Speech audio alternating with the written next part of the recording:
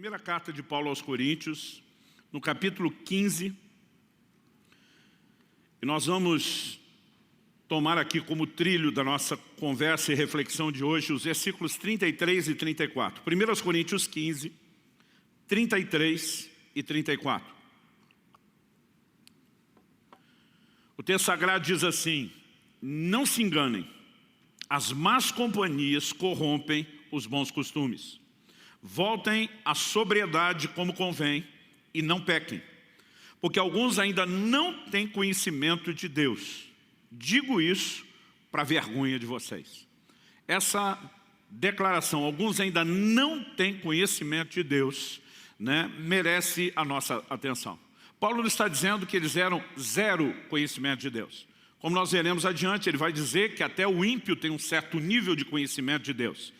Então, ao dizer que alguns deles não tinham conhecimento de Deus, ele está falando sobre não avançar, não crescer no conhecimento de Deus, não viver um nível de conhecimento que condizesse com o tempo da caminhada e de fé que eles tinham.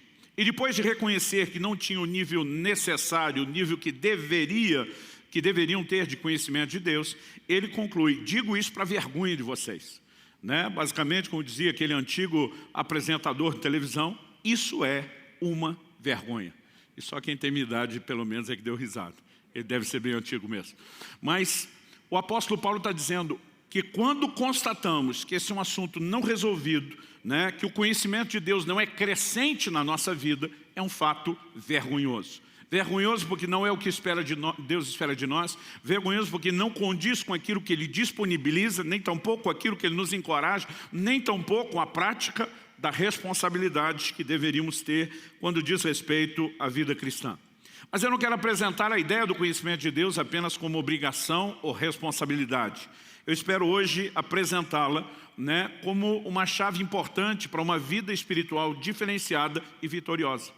Por exemplo, o apóstolo Paulo aqui, depois de dizer que os romanos não conheciam o suficiente de Deus e que isso era motivo de vergonha, ele também destaca nesses dois versículos que não avançar no conhecimento de Deus nos faz suscetíveis a algumas áreas de tropeço, de falha. Não podemos chamar isso de outra coisa. Ele começa dizendo no verso 33, não se enganem, as más companhias corrompem os bons costumes. Algumas poucas versões antigas dizem as más conversações. A palavra traduzida no original grego aponta para companhias, para pessoas ou relacionamentos, e não apenas aquilo que essas pessoas falam. É lógico que a influência que vai corromper acaba sendo não só um estilo de vida, mas as conversas, mas o texto, ele simplesmente apresenta esse princípio: más companhias corrompem bons costumes. Ou seja, aqui ele está falando não apenas da falta de avanço, de progresso, mas ele está falando de retrocesso. Algumas pessoas acabam perdendo aquilo que têm. E eu quero destacar em primeiro lugar que não avançar no conhecimento de Deus nos faz suscetível ao engano. A ideia do engano aqui não sai da frase não se engane, mas principalmente da conclusão: as más companhias corrompem bons costumes. Princípios que foram solidificados, construídos, edificados, podem ser comprometidos, porque algumas outras pessoas vão depositar valores antibíblicos, não condizentes com a verdade, e vão conseguir nos influenciar, nos enganar, a ponto de nos levar a abrir mão de bons costumes. Então, isso nos faz suscetíveis ao engano. Em segundo lugar, nos faz suscetíveis à embriaguez espiritual. Quando ele diz voltem à sobriedade, o estado de sobriedade é o oposto do estado de embriaguez. Então, ao nos chamar de volta a esse lugar, ou chamar os coríntios de volta a esse lugar, ele está dizendo que a falta de conhecimento de Deus também nos expõe a esse nível de embriaguez espiritual. E por último, a inclinação ao pecado. Então ele diz, voltem à sobriedade como convém e não pequem mais. Então eu gostaria de apresentar a ideia do conhecimento de Deus, não mera e simplesmente como algo só que se classifique importante, necessário, algo que se exige, mas que a gente de fato possa entender que isso é uma chave. Não existe relacionamento profundo com Deus, não existe vida cristã profunda sem conhecimento de Deus. Então eu queria nessa introdução, ainda tentando valorizar a importância do assunto do conhecimento de Deus, que não se limita ao que vou pregar hoje, Nós estamos ao longo do mês com todas as ministrações de todos os pregadores caminhando dentro desse trilho, né, sobre conhecer a Deus. E eu quero tomar essa mensagem de hoje meio como uma introdução de vários outros assuntos que vamos abordar, inclusive de ordem teológica. Né? Talvez falar a respeito de coisas que normalmente não falamos nos cultos, né? Definições bíblicas e fundamentos teológicos sobre o que é a Trindade, a pessoa do Pai, do Filho, do Espírito Santo. Nós precisamos conhecer o Deus revelado nas Escrituras, mas hoje eu quero tomar isso como uma espécie de pavimentação do caminho que nós vamos seguir em vários outros domingos até o mês de setembro. Bom, o conhecimento de Deus, como eu disse antes, é uma chave. Provérbios 9:10 diz: o temor do Senhor é o princípio da sabedoria. Conhecer o santo é ter entendimento. Eu amo essa frase, conhecer o santo. Né? A Bíblia nos mostra não apenas o privilégio de conhecer o Criador, mas a mais sublime, majestosa e extraordinária, né, pessoa que podemos, né, talvez de longe mensurar vaga e subjetivamente um pouco, né, desses seus atributos infinitos. Conhecimento do Santo é o título de um livro de A.W. Tozer, extraordinário, uma leitura que eu recomendo para todo mundo. E essa ideia de conhecer o Santo, né, é basicamente apresentada aqui em Provérbios 9:10. No livro de Jeremias, no capítulo 9, versos 23 e 24, nós também vemos a Bíblia apresentando o conhecimento de Deus como a única coisa da qual o ser humano possa vir a se gloriar. Olha o que Deus diz em Jeremias 9, 23 e 24. Assim diz o Senhor: não se glorie o sábio na sua sabedoria, nem o forte na sua força, nem o rico nas suas riquezas. Mas aquele que se gloria, glorie-se nisso, em me conhecer, e saber que eu sou o Senhor, e faço misericórdia, juízo e justiça na terra. Porque dessas coisas me agrado, diz o Senhor. Ou seja, quem se gloria na sua sabedoria, na sua força ou na sua riqueza, Deus não se agrada disso. Aliás, vanglória é o que nunca agrada a Deus. Mas Deus está dizendo, se tiver uma coisa da qual você possa se gloriar. Em outras palavras, está dizendo, se você tem algo para considerar um valor, uma conquista, algo que você enche o peito e diga, mirei o alvo certo e alcancei, é o conhecimento de Deus. Conhecimento de Deus não é apenas uma coisa vaga, né, a respeito dos conceitos teóricos da teologia, quem é Deus ou seus atributos, mas é um entendimento prático. Né? O Senhor usa essa expressão, me conhecer, saber que sou o Senhor e que faço misericórdia, justiça e juízo na terra. Basicamente, o conhecimento de Deus envolve entender quem Ele é, envolve entender sua soberana posição e a maneira como Ele age, né? Que é a extensão ou o aspecto prático dos seus atributos. Algo que também a gente pode destacar sobre o conhecimento de Deus, além de ser uma chave, a única coisa ou motivo do qual podemos nos gloriar, é que é algo que Deus tanto deseja, como também disponibiliza. Em Jeremias 24:7, Deus diz, eu lhes darei um coração para que me conheçam, para que saibam que eu sou o Senhor. Eles serão o meu povo, eu serei o seu Deus, porque se voltarão para mim de todo o seu coração. Então aqui nós vemos um elemento de interação importante. Deus está dizendo, eles vão se voltar para mim de todo o coração, mas eu vou dar um coração para que me conheçam. Né? Então, Deus não apenas deseja, mas Ele viabiliza o conhecimento dEle, né, da nossa própria parte. Deus não apenas quer, não apenas encoraja, mas Ele nos favorece. Há uma graça da parte de Deus disponibilizada para todos nós, a fim de que possamos conhecê-lo. Então, estabelecido aqui alguns desses fundamentos, só para tentar destacar a importância do assunto, eu queria, de uma forma prática, tentar dividir a ideia. O tema da minha mensagem hoje, né, é conhecendo a Deus. Acredito que a gente possa dividir a construção do que eu quero comunicar em pelo menos 3 pilares distintos. Em primeiro lugar, eu quero construir a ideia de como se recebe, como receber o conhecimento de Deus. Em terceiro lugar, estou pulando intencionalmente o segundo, já falo dele, eu vou falar como avançamos, como progredimos no conhecimento de Deus. E deixei para pôr aqui no meio, entre como se recebe e como avança, né, advertência sobre não retroceder no conhecimento de Deus. Né? E deixei para falar isso primeiro, porque eu não quero terminar com nada negativo, e sim com encorajamento para o seu crescimento, para o seu avanço na fé. Mas vamos tentar construir juntos aqui essa ideia. Em primeiro lugar, e talvez isso possa ser o resumo da mensagem. Às vezes tem gente que sai de um culto e diz, nossa, que palavra abençoada, né? E aí eu pergunto, e o que pregaram? Ah, falaram um monte de coisa bonita, foi muito bom, né? Você sabe que a pessoa foi fortalecida, mas às vezes ela não consegue resumir o que recebeu. E às vezes a gente tem uma parcela de culpa nisso, né? Porque a gente fala e não resume. Então vou dar o resumo na entrada e no final, né? Basicamente, se há algo que possa resumir a essência do que eu vou falar hoje, é que a base do conhecimento divino, conhecimento de Deus, é a Escritura Sagrada. Se você não lembrar os 3 pontos, como se recebe, como não retroceder, como avançar, se você não lembrar da introdução, de afirmações que foram feitas ao longo disso, pelo menos você precisa sair daqui com entendimento. A base do conhecimento divino é a Sagrada Escritura, ponto. Dito isso, né, eu quero justamente trabalhar a ideia de que ao longo da Escritura, a revelação de Deus, ela vem se manifestando de formas múltiplas, variadas, né? Mas todas elas seguindo um plano, obviamente, antecipado, premeditado, pré-ordenado, estabelecido por Deus. E muitas delas, ao longo da Escritura, principalmente quando olhamos lá para o início da história humana, muitas dessas narrativas bíblicas apontam para experiências pessoais com Deus. Pessoas que tiveram revelações, e revelação aqui, eu estou falando no sentido místico mesmo, sobrenatural, né? Encontros com Deus, experiências especiais.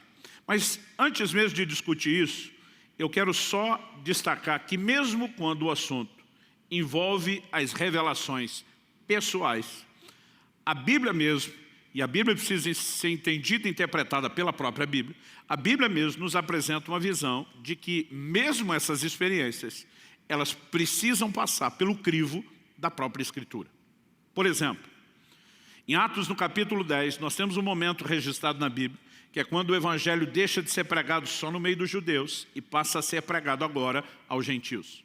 Os judeus tinham um enorme preconceito em relação a misturar-se com os gentios por causa de uma ordenança da lei de Moisés, né? Então, a Bíblia nos mostra que enquanto de um lado, na cidade de Jope, Pedro está orando, e tem uma visão de Deus, dizendo para ele, não chame de impuro aquilo que Deus purificou. Deus já estava preparando o coração de Pedro, Deus já estava tentando quebrar algumas dificuldades que ele teria no processo. Enquanto essa visão está acontecendo do lado de cá, 60 quilômetros de distância, na cidade de Cesareia de Filipe, a Bíblia diz que um anjo de Deus aparece a um centurião romano chamado Cornélio. A Bíblia diz que esse homem estava orando, buscando a Deus, e um anjo aparece. O anjo, ao aparecer para ele, diz o seguinte, eu vou ler os versículos 5 e 6 de Atos 10. Agora envie mensageiros a Jope e mande chamar Simão, que também é chamado de Pedro. Ele está hospedado com Simão, curtidor, cuja residência está situada à beira-mar. Basicamente, o anjo só diz para ele o seguinte, só estou criando um link de conexão com alguém que vai pregar o Evangelho para você. Mande chamar Pedro. Ele vai pregar o Evangelho. Quando Pedro chega, vou ler agora dos versículos 34 a 36 de Atos 10, nós lemos, então Pedro começou a falar. Ele disse, reconheço por verdade que Deus não trata as pessoas com parcialidade, não faz acepção de pessoas. Pelo contrário, em qualquer nação, aquele que o teme e faz o que é justo, lhe é aceitável. Esta é a palavra que Deus enviou aos filhos de Israel, anunciando-lhes o Evangelho da paz, por meio de Jesus Cristo. Este é o Senhor de todos. Depois de colocar Cristo e o Evangelho em evidência, eu vou ler agora dos versos 40 a 43, estou pulando para não me estender muito, mas Deus o ressuscitou, Pedro está falando de Jesus, Deus o ressuscitou no 3º dia, e concedeu que fosse manifesto não a todo o povo, mas às testemunhas que foram anteriormente escolhidas por Deus, isso é, a nós que comemos e bebemos com Ele, depois que ressurgiu dentre os mortos. Jesus nos mandou pregar ao povo e testemunhar que Ele foi constituído por Deus como juiz de vivos e de mortos. Dele todos os profetas dão testemunho de que, por meio do seu nome, todo que nele crê recebe remissão de pecados. Então veja bem, o anjo aparece. Mas diz, quem prega o Evangelho para você é Pedro, comissionado pelo próprio Senhor Jesus. Pedro, ao pregar o Evangelho, se levantando não apenas como uma testemunha da morte e da ressurreição de Jesus, mas de alguém que absorveu os ensinos de Cristo e foi comissionado a pregar, lança a mão dos profetas, ou seja, dos escritos do Antigo Testamento, a Bíblia deles na época, para ratificar e sustentar aquilo que ele está pregando mesmo que houvesse o respaldo de uma revelação de um anjo. Então esse é um padrão que você vai encontrar no Novo Testamento. Gálatas capítulo 2, por exemplo, o apóstolo Paulo diz nos versos 1 e 2, 14 anos depois, fui outra vez a Jerusalém com Barnabé, levando também a Tito. Fui em obediência a uma revelação e lhes apresentei o evangelho que prego entre os gentios. Mas fiz isso em particular aos que pareciam de maior influência, para não correr ou ter corrido em vão. Paulo está dizendo o quê? Ele submeteu o evangelho que ele pregava aos líderes de Jerusalém. O mesmo Paulo, que na hora de falar da ceia do Senhor para os coríntios, ele diz o seguinte, eu vos entreguei o que também recebi do Senhor. Paulo não estava na última ceia. Mas o próprio Cristo, nas suas aparições a Paulo, o instruiu sobre todos os detalhes do evangelho. Ainda assim, ainda que ele tivesse uma mensagem direcionada aos gentios e não só ao povo judeu, ele vai e submete o evangelho que ele prega aos líderes de Jerusalém. Ele fala os de maior influência, um pouco à frente ele vai falar dos que pareciam ser as colunas da igreja, e ele destaca Pedro, João e Tiago. Em outras palavras, o mesmo Pedro, que na hora de pregar o evangelho está lançando mão das escrituras como crivo, agora é procurado por Paulo, como quem disse, o que eu estou falando é de fato uma revelação de Deus, estará alinhado com a palavra e vai passar no crivo de vocês que conhecem a palavra. Quem está entendendo o que eu estou dizendo, diga amém. Por que nós precisamos entender essas verdades? Porque, embora a Bíblia seja um livro de experiências místicas, todas elas não apenas foram registradas, mas construídas de uma forma perfeitamente harmônica e nos dão subsídios e fundamentos para a fé. Daqui a pouco nós vamos falar de como Satanás trabalha na premissa contrária de tentar distorcer a palavra. Aliás, Paulo diz isso de ter subido a Jerusalém e expor o evangelho que ele pregava à análise de outros, logo depois de no capítulo anterior, ele ter dito, capítulo 1 de Gálatas, versos 8 e 9, o seguinte, mas ainda que nós, ou mesmo um anjo vindo do céu, pregue a vocês um evangelho diferente daquele que temos pregado, que esse seja anátema. A palavra anátema ela tem uma variação na tradução, tem possibilidades distintas. Eu digo que na melhor das hipóteses ela significa algo abominável. Na pior das hipóteses, maldito. Você pode escolher um extremo, outro ou ficar com o meio. Nada disso é bom. Então ele está dizendo, se alguém pregar um evangelho diferente, seja nós ou um anjo que declare ter vindo do céu, ele diz que seja anátema. No verso 9 ele diz, como já dissemos, e agora repito, se alguém está pregando a vocês um evangelho diferente daquele que já receberam, que esse seja anátema. Ou seja, não há absolutamente nada, zero possibilidade de que uma revelação nos conduza num caminho distante daquilo que já foi estabelecido na palavra de Deus. E depois de estabelecer esse fundamento, é importante que então a gente olhe a progressão do que Deus construiu. Em Hebreus, no capítulo 1, nos versículos 1 a 3, o autor da epístola aos Hebreus abre já de cara na introdução dizendo, antigamente Deus falou muitas vezes e de muitas maneiras aos pais pelos profetas. Mas, nesses últimos dias nos falou pelo Filho, a quem constituiu o herdeiro de todas as coisas e pelo qual também fez o universo. O Filho, que é o resplendor da glória de Deus e a expressão exata do seu ser, sustentando todas as coisas pela sua palavra poderosa. Depois de ter feito a purificação dos pecados, assentou-se à direita da majestade nas alturas. Eu não consigo imaginar uma introdução melhor, principalmente para um conteúdo como o da Epístola aos Hebreus. Na carta aos Hebreus, o apóstolo pretende mostrar que o sacerdócio de Cristo é superior ao sacerdócio levítico, que a nova aliança é superior à velha aliança. Ele está dizendo, embora no passado Deus tenha falado muitas vezes e de muitas maneiras aos nossos pais pelos profetas, ele diz, agora nos falou pelo Filho. E ele está dizendo aqui, nós temos o ápice da revelação divina. Não apenas em termos de lei, na perspectiva espiritual, porque você vai ver Jesus dizendo, ouviste o que foi dito aos antigos, e ele cita a lei de Moisés, mas Jesus diz, eu porém vos digo. E nós precisamos entender que de fato Cristo vem trazer a plena revelação de Deus aos homens. Mas não se trata apenas daquilo que ele falou, mas da própria forma como ele viveu. O texto claramente diz que ele é o resplendor da glória de Deus, a expressão exata do seu ser. Aliás, há um diálogo registrado em João 14, nos versículos 8 e 9, entre Filipe, um dos 12, e o Senhor Jesus. O texto diz, Filipe disse a Jesus, Senhor, mostre-nos o Pai, e isso nos basta. Jesus respondeu: há tanto tempo estou com vocês, Filipe, e você ainda não me conhece? Quem vê a mim, vê o Pai. Como é que você diz: mostre-nos o Pai? Jesus se posiciona dizendo: eu sou a revelação de Deus aos homens. Eu sou não apenas a solução que Deus tinha para a humanidade, mas eu sou a forma como Deus espera que vocês também vivam. Aliás, o próprio Jesus, ele diz em João 5,39, vocês examinam as Escrituras porque julgam ter nelas a vida eterna, e são elas mesmas que testificam de mim. Na teologia nós chamamos isso de convergência bíblica. Tudo na Escritura aponta para a pessoa de Jesus. Não importa se estamos falando, da lei ou da tipologia da lei no seu aspecto profético, projetando a vinda de Cristo, dos anúncios proféticos envolvendo a vinda do Senhor, seja a primeira, ou a segunda, tudo na Bíblia converge na pessoa de Jesus. Não há como conhecer a Deus sem entender a revelação de Cristo. Mas mesmo isso, Jesus mostra, passa pelo crivo das Escrituras. Porque quando você examina a Escritura, você encontra o testemunho a meu respeito. Quando os apóstolos pregavam a respeito de Jesus, usavam as mesmas Escrituras para sustentar na vinda de Cristo o cumprimento de todas as promessas. Ou seja, não importa se no Velho Testamento houve aparições místicas de Deus para alguns, revelações por meio dos profetas, a partir do momento que Cristo vem, nós temos uma revelação plena, completa, e mesmo essa, o próprio Jesus submete ao crivo das Escrituras. Ou seja, o tempo todo nós temos um padrão para conhecer a Deus ou para filtrar experiências que remetam a um conhecimento maior de Deus, que são as Escrituras. Mas, pastor Luciano, como fica a questão do testemunho de Deus na criação? Afinal de contas, o salmista diz lá no Salmo 19:1, os céus proclamam a glória de Deus, o firmamento anuncia as obras das suas mãos. Isso é parte da doutrina bíblica, de que Deus se revela por meio das coisas criadas, da sua criação.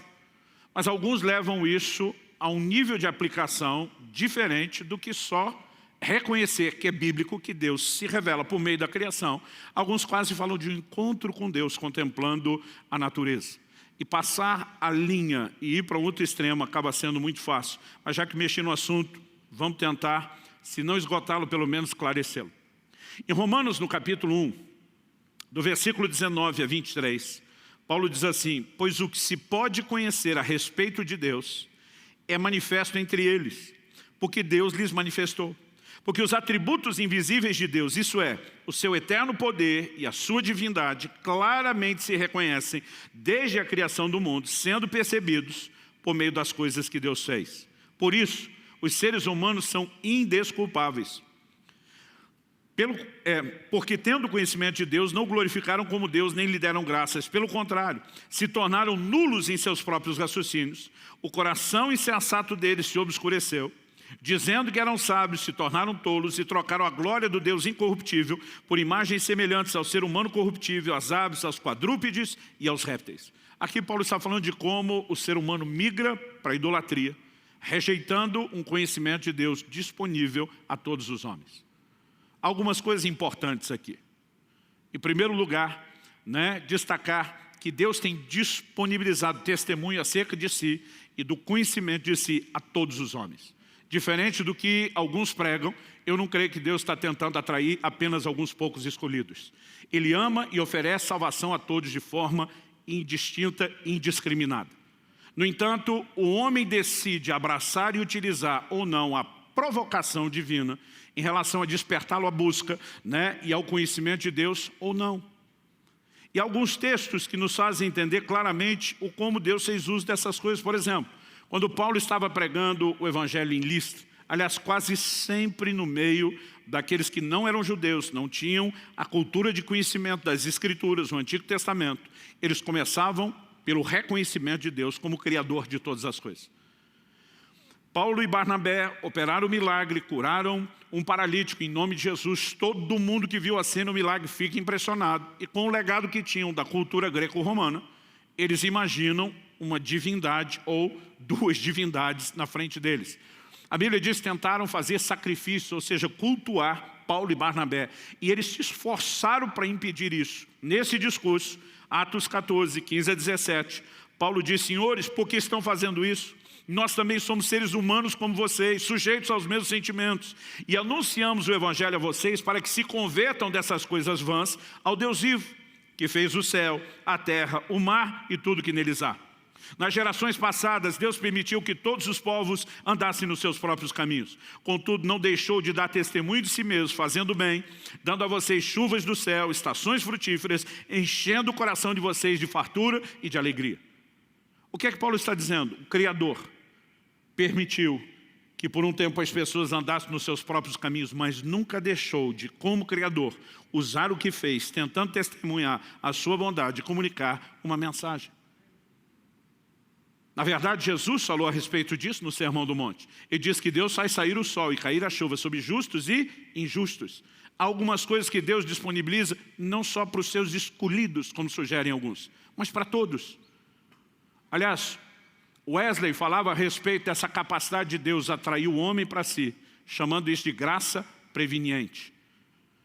Ele dizia, Deus oferece uma graça àqueles que ainda não entraram na graça da salvação. Deus sempre está provocando uma revelação de si. Agora, que isso não seja confundido com uma definição de conhecimento de Deus. A gente vê pessoas irem ao extremo, Deus está na natureza. É só ficar de olho nas plantas e nos passarinhos. Não, por meio disso ele tenta despertar o homem. Eu, particularmente, tenho um amigo pessoal querido, pastor Luiz Gomes, lá do Canadá, que foi um dos primeiros da família dele, se não o primeiro a se converter. Eu lembro que um dia perguntei, amigo, como é que foi sua conversão? Ele falou, cara, eu era criança, eu devia ter uns 9, 10 anos de idade. Eu falei, como foi? Você estava num culto? Ele falou, não, eu estava admirando o céu, as estrelas, a grandeza do universo, pensando se isso é tão extraordinariamente grande e quem criou isso tudo. E de repente, porque acabou sendo conduzido a pensar no Criador, despertou no coração dele um desejo de conhecer o Criador. Ele diz, a primeira vez que o testemunho de Deus chegou ao meu coração foi através das estrelas. Algo despertou em mim o desejo de conhecê-lo e eu comecei a procurá-lo e acabei numa igreja onde ouvi a pregação do Evangelho. Então Deus pode usar isso? Sim, só não vamos limitar o conhecimento de Deus a isso. Isso é apenas uma provocação, envolve o início do processo.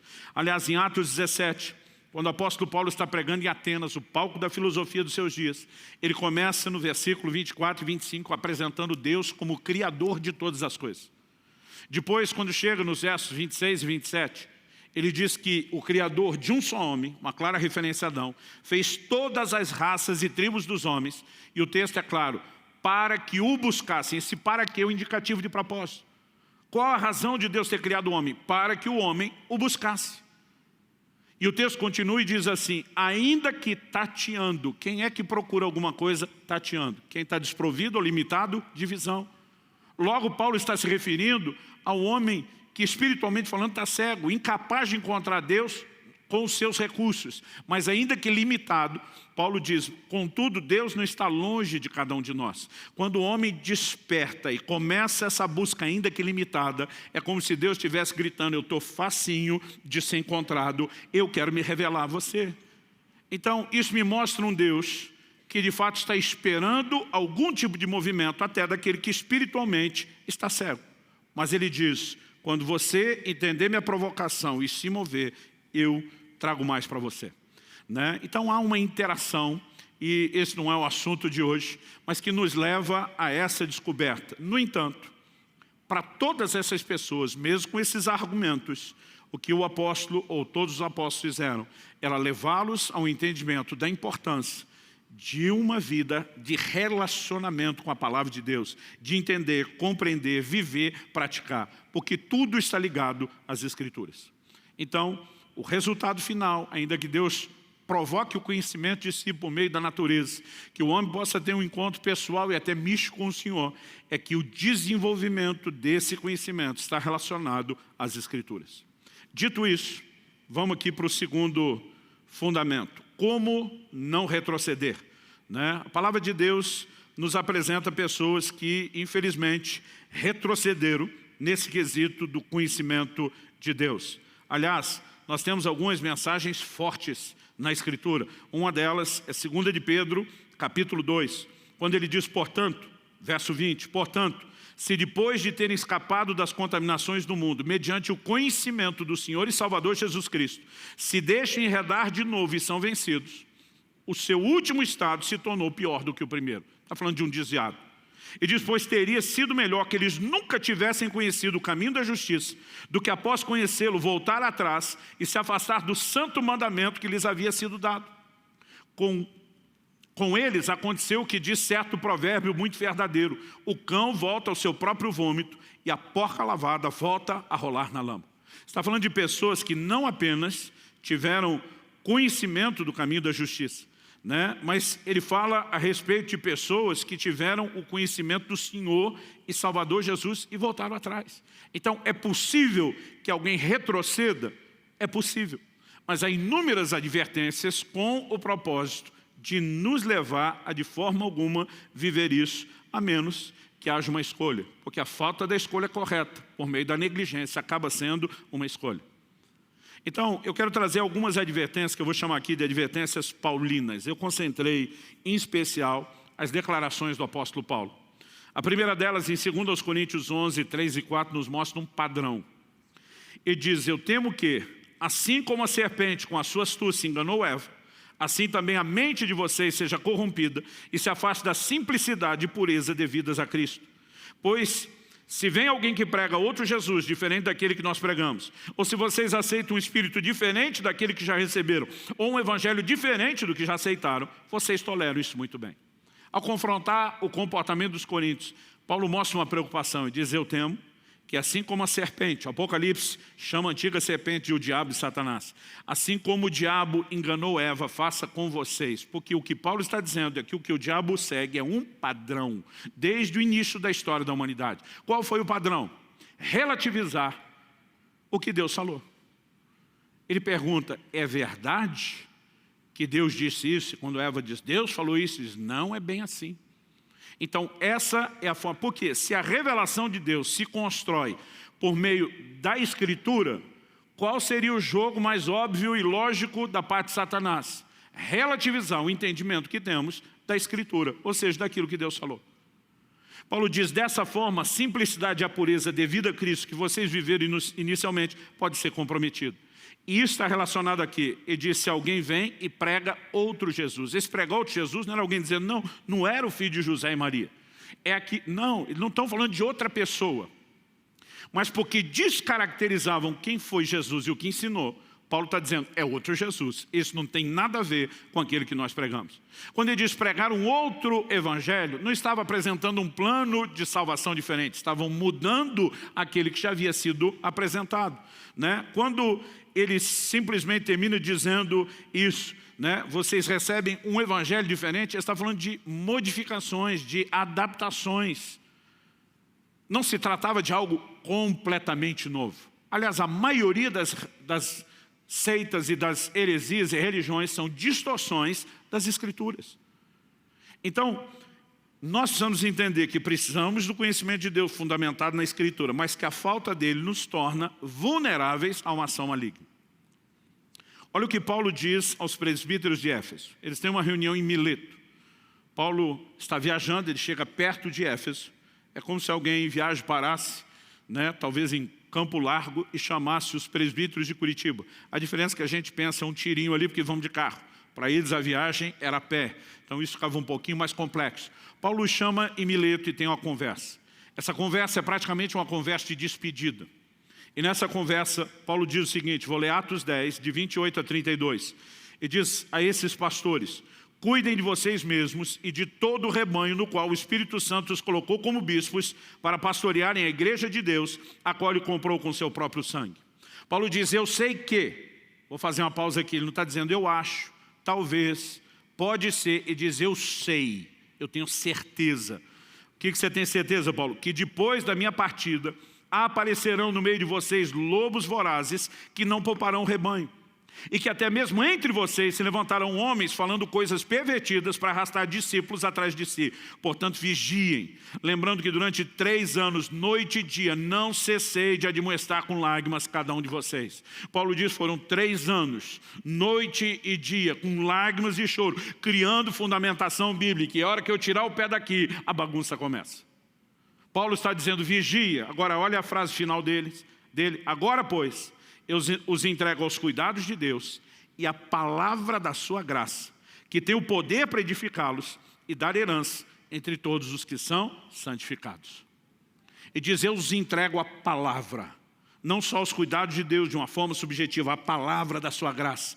É ela que tem o poder de santificar, né? De dar herança a todos aqueles que são santificados, chamados pelo Senhor. Então, quando nós entendemos o posicionamento de Paulo, mostrando a importância das Escrituras, porque trabalhou tanto com elas, mas ao mesmo tempo mostrando, né, que era certo que aconteceria algumas daquelas, né, dificuldades, seriam distorções do Evangelho.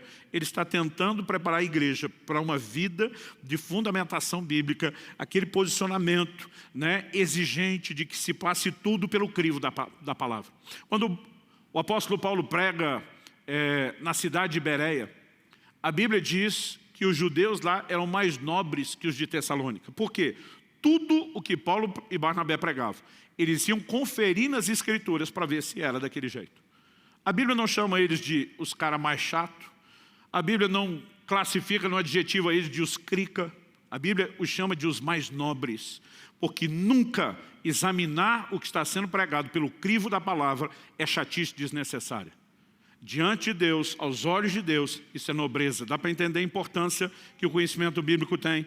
Mas vamos a outras advertências de Paulo. Agora, 1 Timóteo 4, 1 e 2. Ele diz, ora, o Espírito afirma expressamente que nos últimos tempos alguns apostatarão da fé, por obedecerem a espíritos enganadores, a ensinos de demônios, pela hipocrisia dos que falam mentiras e têm a consciência cauterizada. Quando a Bíblia diz por obedecer ensino de demônio, não está querendo dizer que o demônio apareceu para o crente e falou, a partir de agora, quero que você me obedeça em vez de a Deus.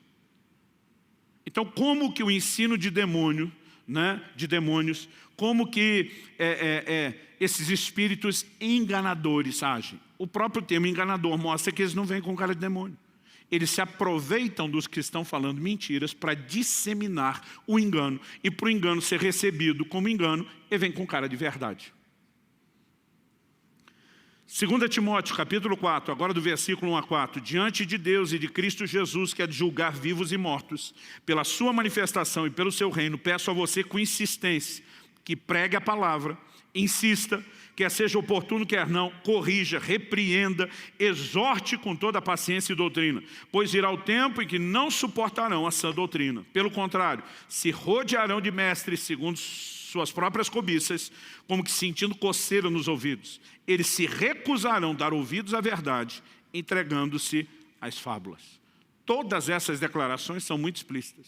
Mas de alguma forma, parece que hoje a gente não lê isso na Bíblia, ou se lê a gente diz, pode acontecer com qualquer um, menos comigo. Pode acontecer em qualquer tempo ou época, menos no nosso. Ué, se em 1 Timóteo 4 ele diz, o Espírito afirma expressamente que nos últimos tempos, e nunca foi tão perto do fim como agora, ou seja, se há uma vulnerabilidade estatística, é esse momento, né? Mas de alguma forma a gente parece acreditar que não existe o menor perigo. Eu quero terminar essa ideia aqui de não retroceder, ainda destacando a importância da palavra, citando o que Paulo diz em 1 Coríntios 4,6. Ele diz, para que em nós vocês tenham um exemplo, e ele resume isso numa frase, não ultrapassem o que está escrito. A vida de um cristão nunca pode estar aquém e nem além do que a palavra de Deus ensina.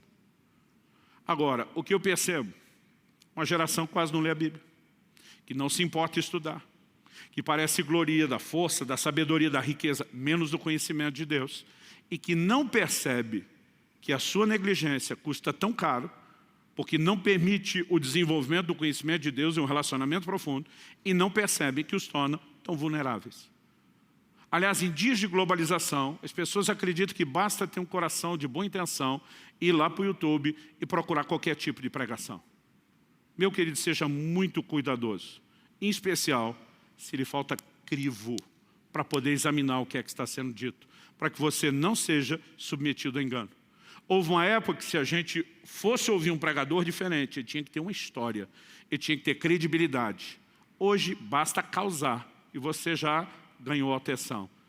Nós precisamos ser muito cautelosos, muito cuidadosos. Em terceiro e último lugar, como eu disse, não queria enfatizar só o aspecto negativo, mas também e principalmente o positivo, embora a gente não pode evitar, né, tratar de advertências como essa e do cuidado necessário. Terceiro e último lugar, como avançar. Algo que você precisamos entender que a revelação de Deus é progressiva, ao longo de toda a história. Então, você começa com o relacionamento de Adão, que antes da queda, obviamente, uma dimensão de comunhão muito mais profunda. Mas o que você vai percebendo ao longo das Escrituras é que de vez em quando alguém subiu um pouquinho de nível, de vez em quando alguém avançou um pouquinho mais. A Bíblia fala de um homem da linhagem de Adão chamado Enos. Diz, foi nesse tempo que passou-se a invocar o nome do Senhor, que dá a entender que antes não fazia. Depois você vai descobrindo, na dinâmica da revelação bíblica, né? Noé, por exemplo, tem uma experiência extraordinária com Deus. A partir de Abraão, os patriarcas, Deus começa a se manifestar de uma forma diferenciada. Mas quando Deus finalmente se revela a Moisés, naquela sarça no deserto, Êxodo capítulo 3, verso 6, veja o que Deus disse a Moisés. Ele diz, eu sou o Deus de seu pai, o Deus de Abraão, o Deus de Isaac e o Deus de Jacó. O texto diz, Moisés escondeu o rosto, porque teve medo de olhar para Deus nessa manifestação. Como Deus se revelou? Eu sou o Deus do seu pai Moisés, mas também o Deus dos seus ancestrais, do patriarca Abraão, do patriarca Isaac, do patriarca Jacó. Mas um pouquinho adiante, no capítulo 6 de Êxodo, no verso 2, Deus fala de novo com Moisés. Mas agora existe um acréscimo. O texto diz assim, Deus falou a Moisés e lhe disse, eu sou o Senhor. Esse termo aqui, o Senhor, é a palavra que normalmente é traduzida como Jeová ou Iavé. Por que que não há uma única palavra para traduzir o nome de Deus? Porque esse nome, com o qual Deus se revelou no Velho Testamento, era composto apenas de consoantes, não tinha vogais. Logo, ele não era pronunciável. Então, as tentativas de tradução são, vamos colocar as nossas vogais, imaginar as maneiras como esse nome pode ser falado. É esse nome que Deus apresenta. Ele diz, eu sou Jeová, vamos dizer assim. Aparecia a Abraão, a Isaac e a Jacó como Deus Todo-Poderoso. A expressão aqui, né, é diferente. Ele diz, me revelei como Deus Todo-Poderoso, mas pelo meu nome, o Senhor, Iavé ou Jeová, não lhes fui conhecido. O que é que Deus está dizendo para Moisés? De novo eu estou avançando na revelação. Né? Há uma progressão. Então você pode traçar isso pela Bíblia. E você, de fato, vai perceber essa coerência de que a revelação de Deus é progressiva ao longo da história. Mas a revelação de Deus não deveria ser progressiva só na história da humanidade. Ela deveria ser progressiva na história da nossa vida. Eu esperava mais amém do que só esse 1 ou 2 gato pingado. A revelação de Deus deve ser progressiva na minha e na sua história, na nossa caminhada. Né? E é fácil a gente entender isso quando olhamos declarações como a de Paulo. É por isso que eu comecei dizendo que quando Paulo diz, alguns de vocês ainda não têm conhecimento de Deus, ele não está falando que é zero conhecimento. Porque lá em Romanos 1, ele fala que até o ímpio tem um mínimo de conhecimento de Deus para produzir algum tipo de resposta. Agora, olha o que Paulo diz. Esse camarada que entrou no conhecimento profundo das Escrituras, né? O próprio Pedro, na sua segunda epístola, quando se refere a Paulo, né? E ele fala das epístolas de Paulo e diz, conforme a sabedoria que o Senhor lhe deu, né? Os quais na sua carta apresenta pontos difíceis de compreender. Eu digo, gente, se até Pedro tinha dificuldade de entender a profundidade de Paulo, imagina nós. Agora, esse camarada de revelações extraordinárias, olha o que diz em Filipenses 3,10. Ele diz, o que eu quero é conhecer a Cristo. Eu não sei você, mas eu olho uma declaração dessa de Paulo e tenho vontade de dizer para ele, está de brincadeira? Ele não está dizendo que ele tem zero conhecimento. Ele está dizendo que ele não pode se conformar com o que ele tem, quando existe mais para ser alcançado. Dá para entender a diferença? Então, vamos ver a frase toda. Eu vou ler agora do verso 10 de Filipenses 3 até o 14. O que eu quero é conhecer a Cristo e o poder da sua ressurreição, tomar parte nos seus sofrimentos e me tornar como Ele na sua morte, para de algum modo alcançar a ressurreição dentre os mortos. Não que eu já tenha recebido isso, em outras palavras, não cheguei lá ainda. Ou já tenha obtido a perfeição, essa palavra significa maduro, estado pleno, completo. mas prossigo para conquistar aquilo para o que também foi conquistado por Cristo Jesus. Irmãos, quanto a mim, não julgo havê-lo alcançado. Ele deixa claro, não cheguei onde deveria. Mas uma coisa faço, esquecendo-me das coisas que ficam para trás, avançando para as que estão diante de mim, eu prossigo para o alvo. A frase prosseguir aqui é a chave. Eu prossigo para o alvo. Antes ele diz prossigo para conquistar. Agora diz eu prossigo para o alvo, para o prêmio da soberana vocação de Deus em Cristo Jesus. Talvez essa declaração de Paulo ilustre muito bem o que nós lemos em Oséias 6,3. O profeta Oséias, da parte de Deus, diz: conheçamos e prossigamos em conhecer a Deus. Conhecer a Deus não é experiência única na linha do tempo na nossa existência.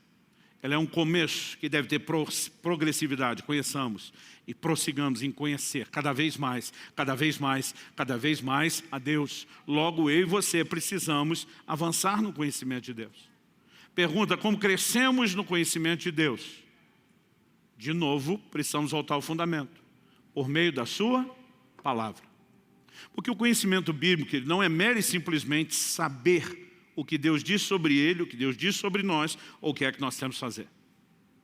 O que nós precisamos entender é que quando começamos a entender os princípios estabelecidos por Deus e andar neles, nós vamos viver experiências que consolidam a nossa fé. Nossa fé não é construída em cima de experiências, é construída em cima da palavra. Mas a obediência à prática da palavra consolida a fé. Em Malaquias 3,10, o próprio Deus diz, ponham-me à prova nisso, diz o Senhor dos Exércitos. A mensagem de Malaquias 3 é um confronto com a nação que não estava obedecendo o mandamento de dizimar. E Deus diz, me ponham à prova nisso, se eu não vou abrir as janelas do céu e derramar uma bênção extraordinária sobre vocês. O que é que Deus está dizendo? Quando eu e você não apenas sabemos o que é para ser feito, mas fazemos, nós começamos a viver as consequências disso, e isso consolida a nossa fé.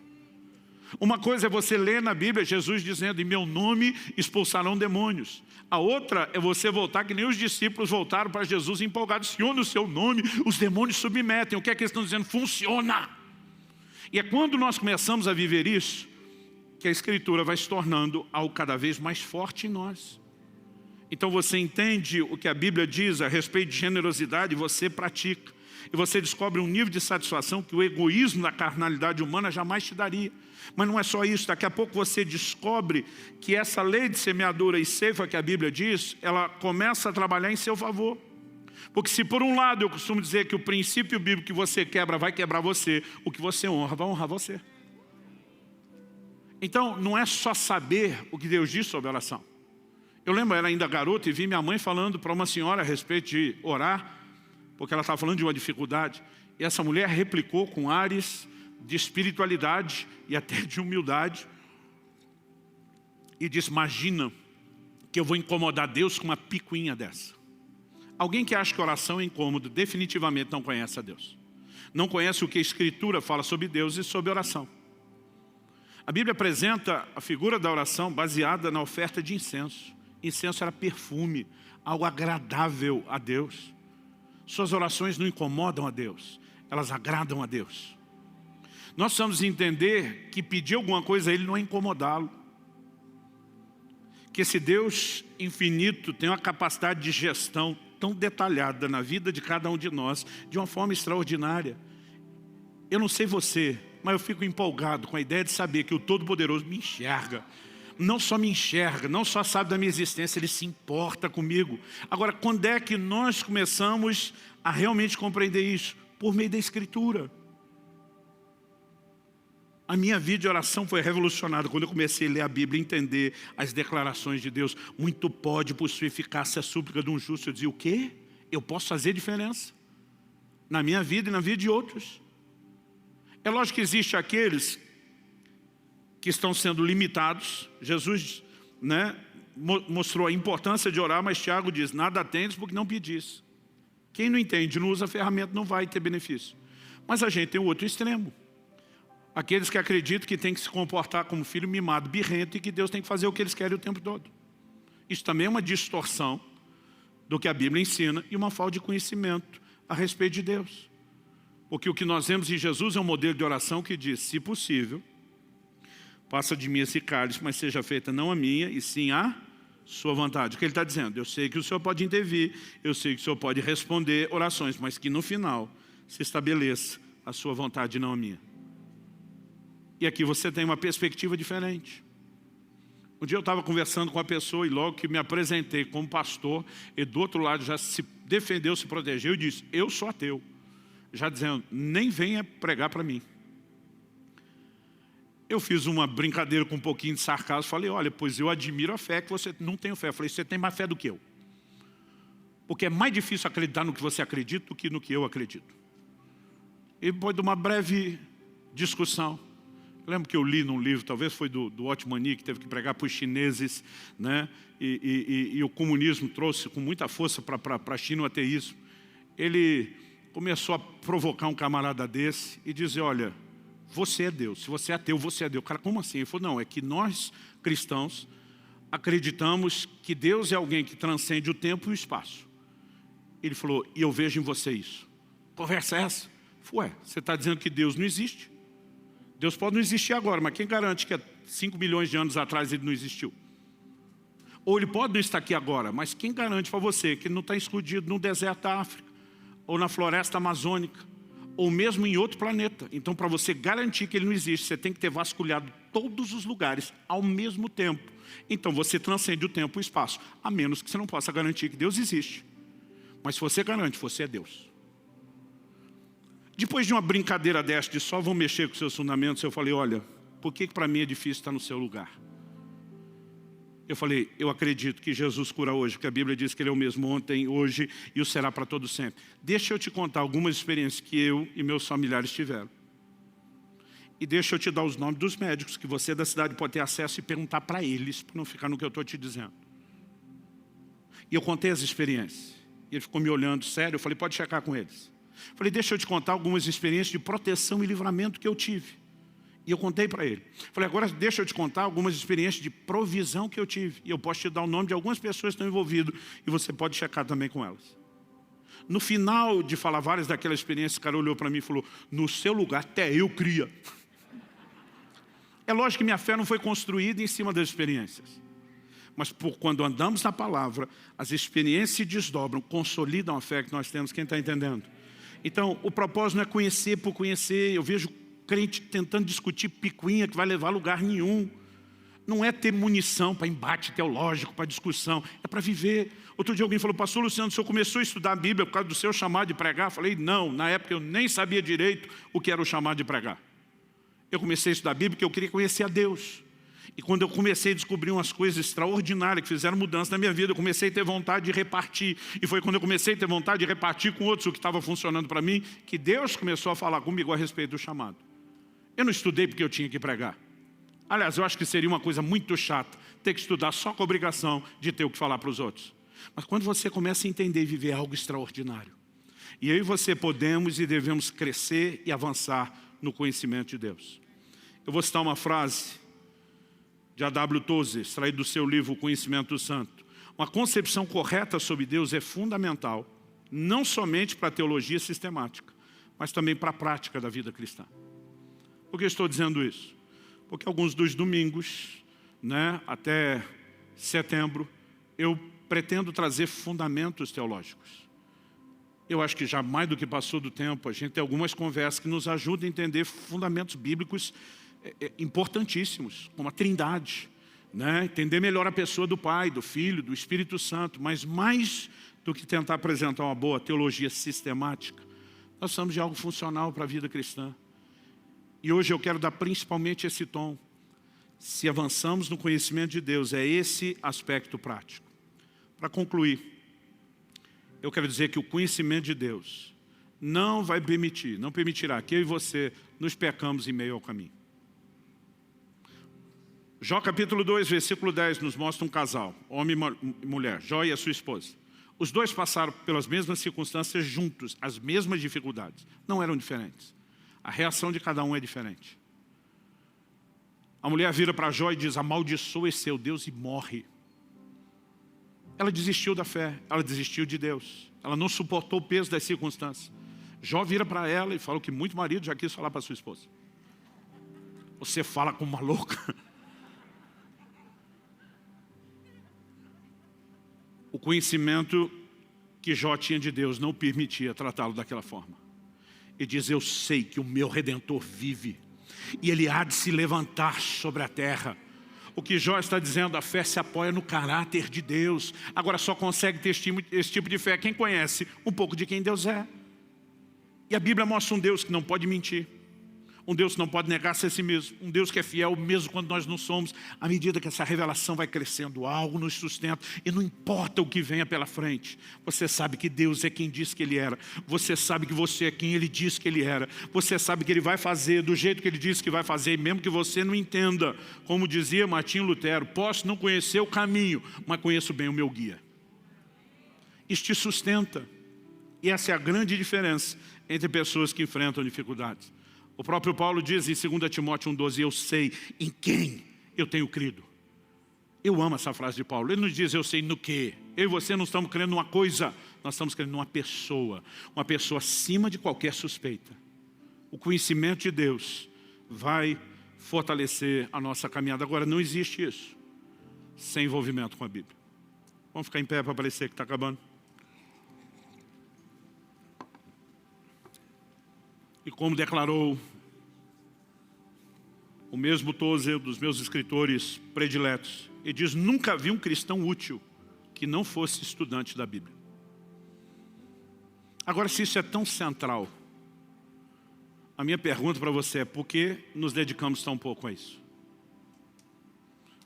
Quando Paulo diz, digo isso para vergonha vossa, não me diga que isso não é um enquadro, que ele não está chegando junto.